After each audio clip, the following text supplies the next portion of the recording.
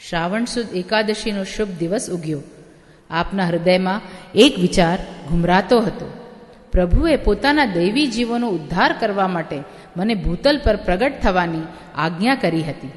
પ્રભુના આ મનોરથ સિદ્ધ કરવા માટે હું ભૂતલ પર આવ્યો પણ ખરો, પરંતુ આ દૈવી પુષ્ટિજીવો સાન અને ભાન ભૂલી ગયા છે. પોતાના સ્વરૂપને ભૂલ્યા છે, પ્રભુને ભૂલ્યા છે. દેશ, સ્થળ, કાળ અને અનેક દોષોથી ગ્રસ્ત બનેલા છે. સ્વભાવથી દુષ્ટ બન્યા છે. આવા જીવોનો ઉદ્ધાર કેવી રીતે કરવો?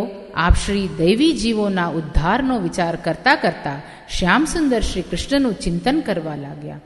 શ્રી ગોવિંદ ઘાટ પર છોકરના વૃક્ષ નીચે જ આપ પોઢ્યા હતા. બાજુમાં થોડાક દૂર શ્રી દામોદરદાસજી હરસાનીજી સૂઈ ગયા છે. રાત્રિ આગળ વધતી હતી. ચારે બાજુ ગાઢ અંધકાર હતો.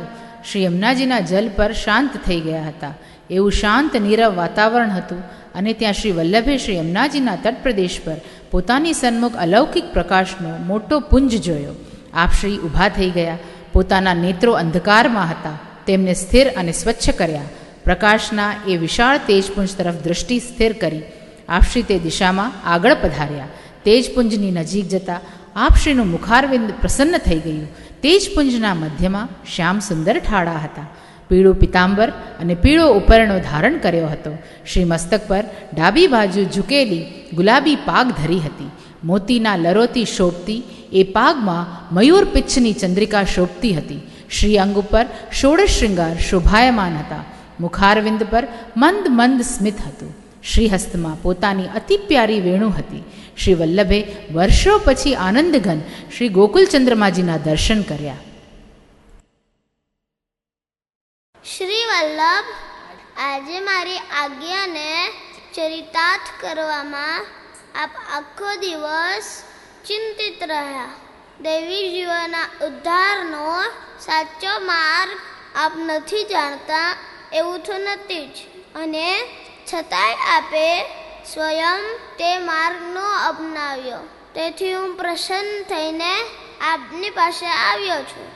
આપ મારી આજ્ઞા જગતમાં પ્રગટ કરજો અને તેથી મારા શ્રી અંગમાંથી પ્રગટેલા સર્વદેવી જીવોને આપ શરણે લઈ મને સોંપજો.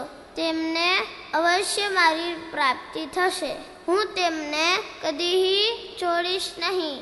હે વલ્લભ, હવે હું આપને આ 84 અક્ષરનું મંત્ર આપું છું. એનાથી આપ મારો અને દેવી જીવનો સંબંધ કરાવજો. આ ગદ્ય મંત્ર બ્રહ્મ સંબંધના નામેથી પ્રસિદ્ધ થશે.